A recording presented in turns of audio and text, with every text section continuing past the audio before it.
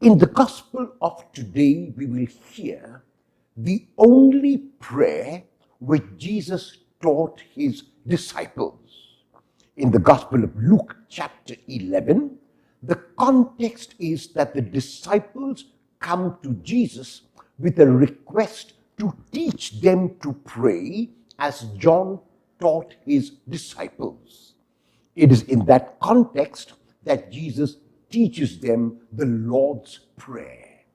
In the Gospel of Matthew, the prayer is within the context of the Sermon on the Mount and Jesus' teaching on prayer in general. The Our Father, or the Lord's Prayer, is a prayer that is primarily a petitionary prayer.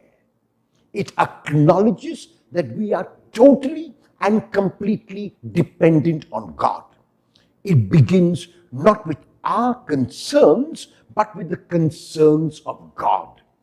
It speaks about God's kingdom and God's will and acknowledges that we are dependent on God not only for something as extraordinary, as stupendous as the kingdom, but also for something as mundane and ordinary as bread.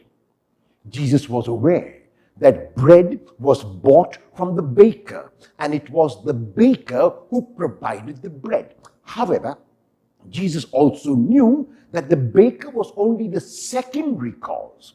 The primary cause of bread was his Father and our Father, and that is why he begins addressing God as Father. The Our Father in the Gospel of Matthew is primarily a prayer of petition, a prayer of dependence, a prayer of acknowledging that without God we are nothing, and with God we can do everything. How will you acknowledge your dependence on God today?